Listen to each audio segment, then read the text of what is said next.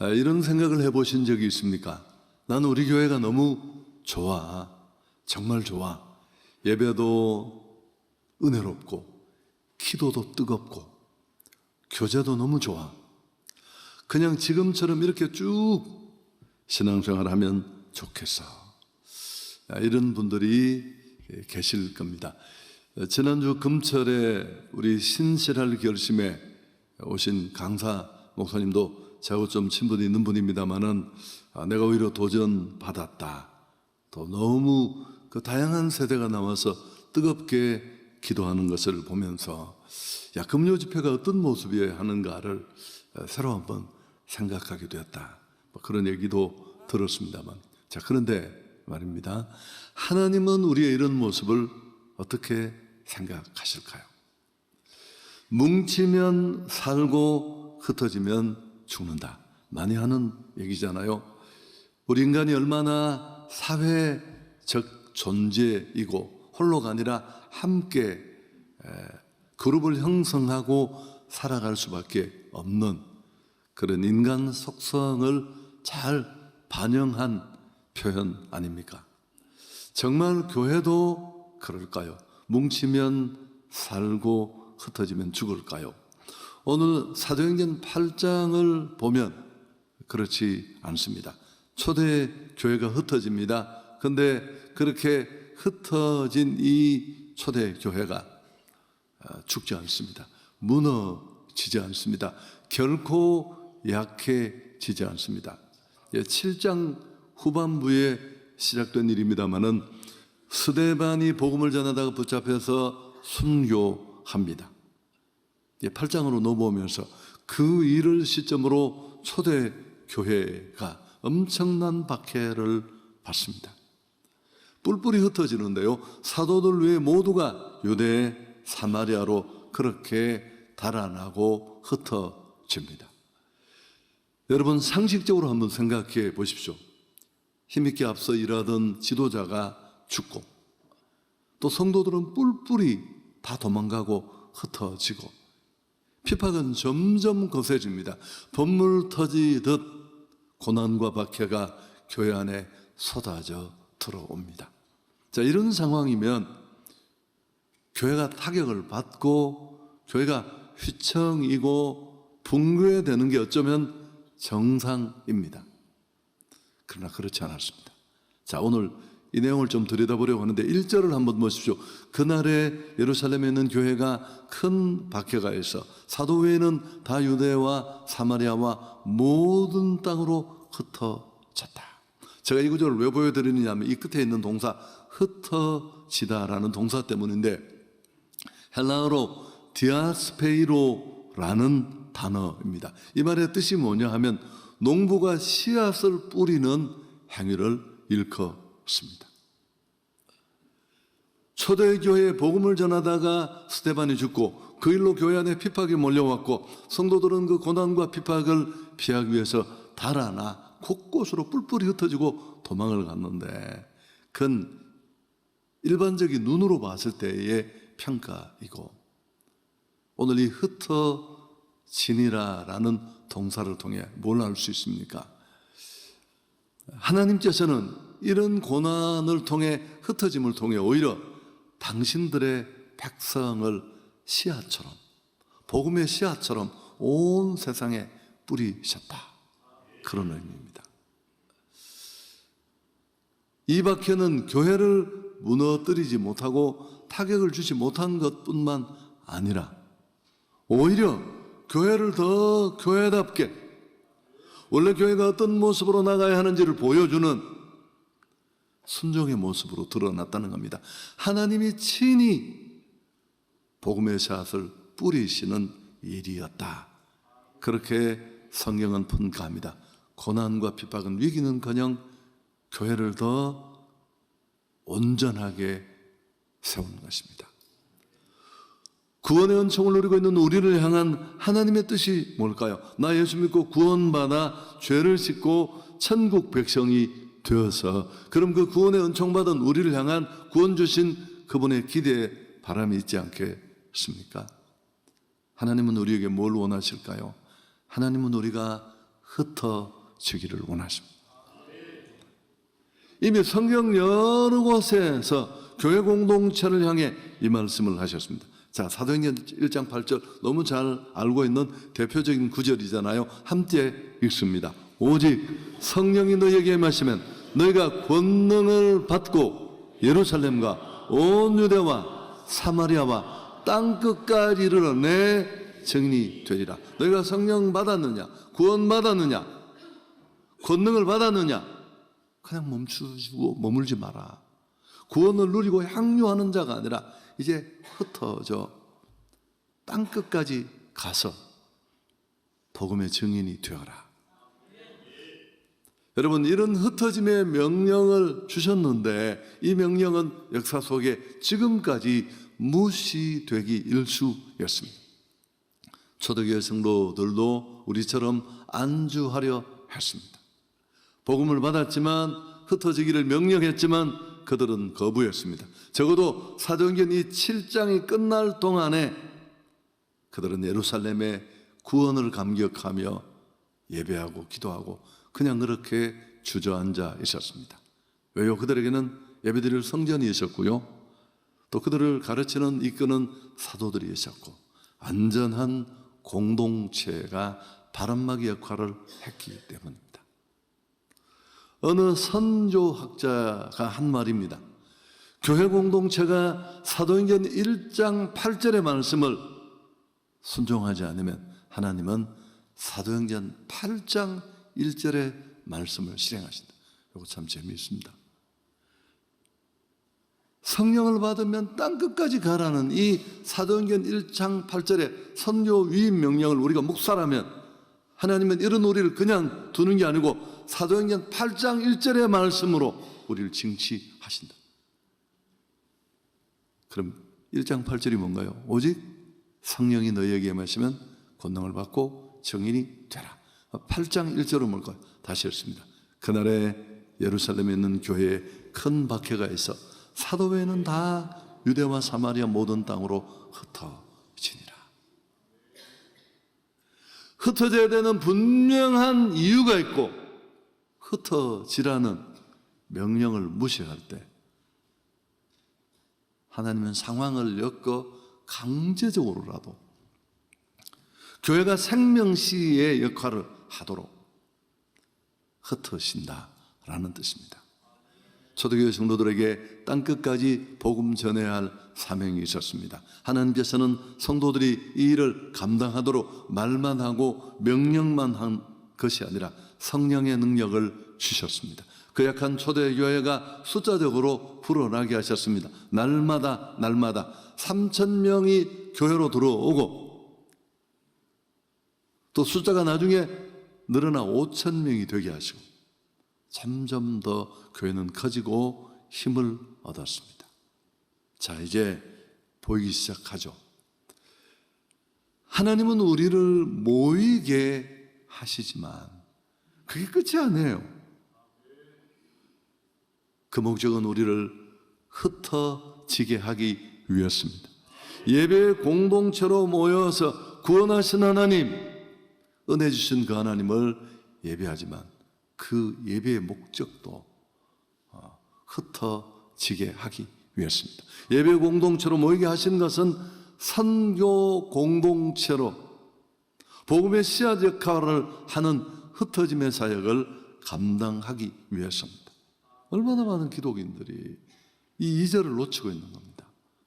나 구원받았고 나 한성교회 같은 괜찮은 교회에 와서 예배드리고 금요 집회 얼마나 좋은지 모르겠어. 나 한 6개월을 펑펑 운 것 같아. 눈이 다 부어서. 눈물을 닦으십시오. 그래서 어쨌다는 거예요. 여러분, 복음이 내가 받은 구원의 능력이 거기만 있습니다. 하나님은 그러려고 우리를 부르신 게 아니니까요. 우리를 구원하신 그 하나님의 기대와 바람이 있는 것입니다. 출애굽한 이스라엘 공동체를 보십시오. 그 출애굽한 이스라엘의 공동체는 왜 중요하냐면 오늘 교회의 모습을 보여주는 전형입니다. 오합지졸입니다. 근데 구름이 그 성막을 덮으면 그들은 하나님을 예배하는 예배의 공동체가 됩니다. 근데 구름이 성막에서 떠오르면 행진하면서 거쳐가는 주변의 많은 나라와 싸우고 하나님을 보여주는 군사 공동체로 바뀝니다. 교회도 똑같습니다. 모일 때는 예배 공동체, 흩어질 때는 선교 공동체가 되는 것입니다. 우리가 모이는 이유가 있다는 겁니다. 흩어지기 위해서입니다. 자, 오늘 4절을 우리 같이 한번 또박또박 큰 소리로 읽겠습니다. 그 흩어진 사람들이 두루 다니며 복음의 말씀을 전할세. 놀랍지 않습니까? 예수 때문에 도망 다니는 사람들이 오히려 흩어져서 복음의 씨앗을 터뜨려서 복음을 전하고, 그들은 피팍 중에도 기쁜 소식을 전하는 통로가 되었습니다. 어떻게 이런 일이 가능했을까요? 제가 어떤 한 분의 이름을 밝히지는 않겠습니다만, 우리 한국의 유명한 설교자의 설교를 제가 참조했더니 그분은 빌립이 사마리아에 가서 전도를 했는데 도망갈 때 생각을 했다는 겁니다. 설마 사마리아까지 쫓아오진 않겠지, 그렇게 생각하고 사마리아로 갔다고 하는데 확인할 길은 없습니다. 그렇지만 어쨌든 그들이 그 위기를 피해, 핍박을 피해 도망하는 그 와중에도 이런 역할을 할 수 있는 건 그들 안에 사명의식이 있었다는 것입니다. 제가 본문을 묵상하다가 깨달음을 얻었습니다. 사명자는 누구냐? 어떤 명령, 누구의 명령을 따르느냐에 의해서 그 사람의 신분이 달라질 수 있다는 겁니다. 똑같이 외국을 가더라도, 이민을 가든 직장을 위해서 가든 공부를 위해서 가든 아니면 정말 어려워서 살려고 도망을 가든, 나는 가족을 먹여 살리기 위해서 간다. 그러면 그 사람은 그냥 평범한 직장인이죠. 나는 우리 한국의 명예를 지키려고 간다. 애국자가 될 수 있겠죠. 그런데 겉으로 드러난 상황은 그의 삶의 문제, 상황의 문제가 옥조여서 그렇게 되었다 치더라도 나는 복음 전파를 위해 간다. 한 신앙인이 옮긴 것은 선교 센터가 이사를 가는 겁니다. 그 사람이 바로 사명자인 줄 믿습니다. 내가 왜 존재하는지, 구원받은 내게 하나님이 바라고 기대하시는 게 뭔지, 그들은 자신들을 하나님의 사자로 여겼습니다. 그래서 빌립이 사마리아까지 가서 그리스도를 전파했습니다. 유대인들이 가장 꺼리고 터부하는 곳이잖아요. 혼혈 민족이 살고 종교적으로 이단시 되었습니다. 개 취급하고 만나고 싶지 않고 일부러 행로도 우회해서 돌던 그런 지역입니다. 그런데 핍박으로 복음이 이 장벽을 뛰어넘게 된 줄 믿습니다. 여러분, 그럴 때 그 복음이 그 지역을 덮었을 때 어떤 일이 일어났습니까? 우리 7절, 8절 함께 읽습니다. 많은 사람에게 붙었던 더러운 귀신들이 크게 소리를 지르며 나가고 또 많은 중풍병자와 못 걷는 사람이 나으니, 8절, 그 성에 큰 기쁨이 있더라. 할렐루야. 복음이 가는 곳에는 자유와 기쁨이 맙니다. 복음은 유앙겔리온, 승전보입니다. 죽을 수밖에 없던 우리에게 죄값을 치려 살 길이 열렸다는 환호, 기쁜 소식. 네, 또 하나 우리가 여기서 추가적으로 놓치지 말아야 될 게 뭘까요? 이 복음을 배달하는 배달꾼과 같은 통로인 우리에게도 이 기쁨이 흘러넘치게 될 줄 믿습니다. 받는 자는 당연히 기쁘겠지만, 여러분, 교회와 성도가 누리는 기쁨의 파랄은 저는 여기 있다고 생각합니다. 카페에서 커피 먹고 막 눈 맞추고 은혜 받았지, 말씀 죽이더라. 여러분, 그렇게 죽이고 끝나서는 안 돼요. 그 뜨거운 복음의 능력, 기쁨의 복음을 전하면서 한성교회가 지금까지 존재하는 이유입니다.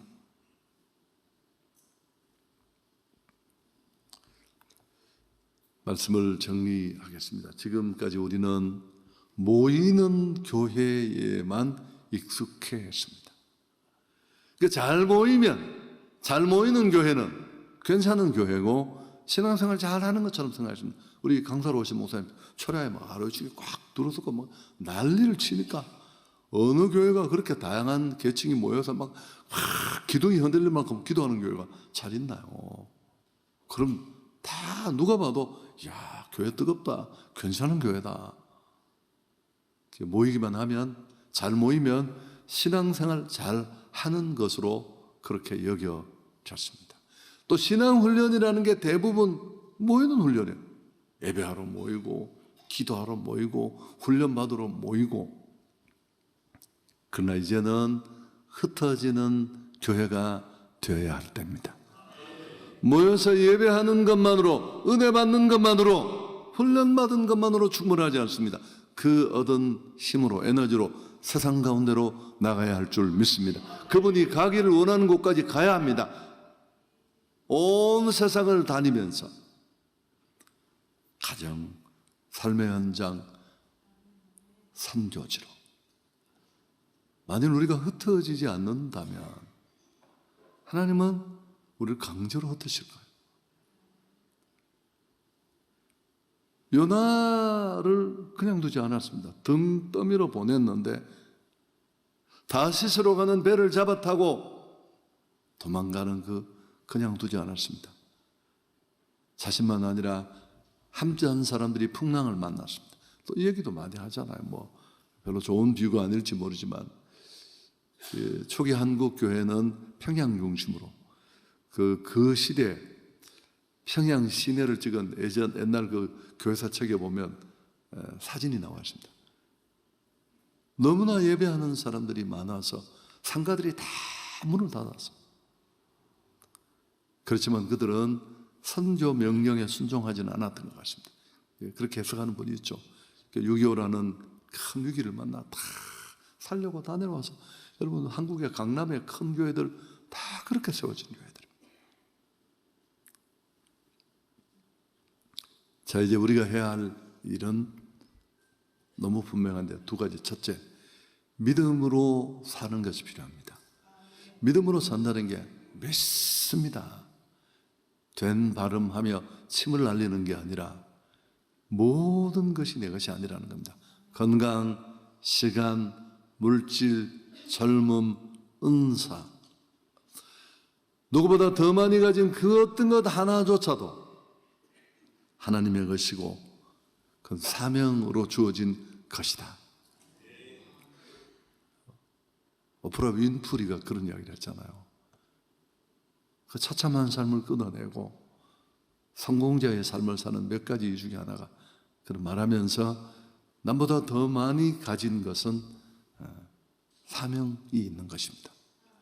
그리고 오늘 내가 누리는 이 축복은 다 이유가 있어요.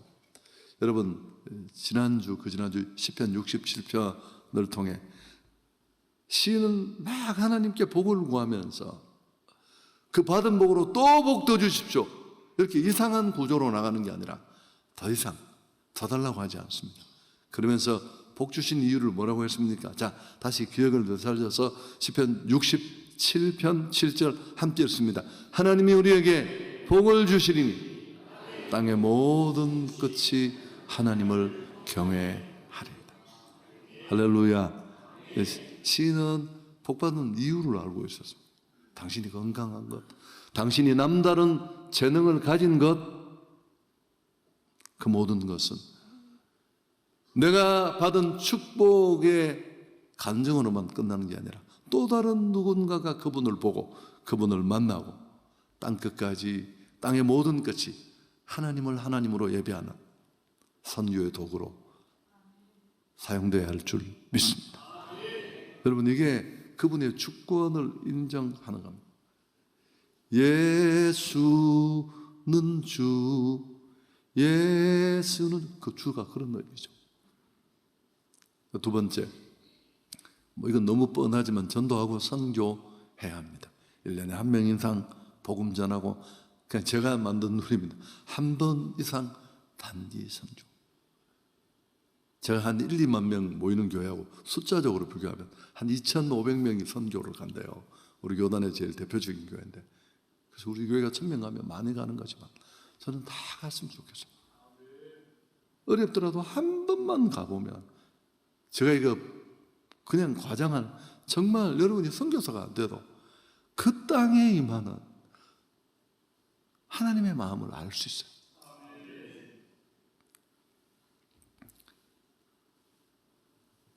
그래서 아웃리치 국내외 선교는 하나님의 이 선교적 부르심에 구체적으로 응답할 수 있는 가장 작은 한 발걸음이 될 것입니다.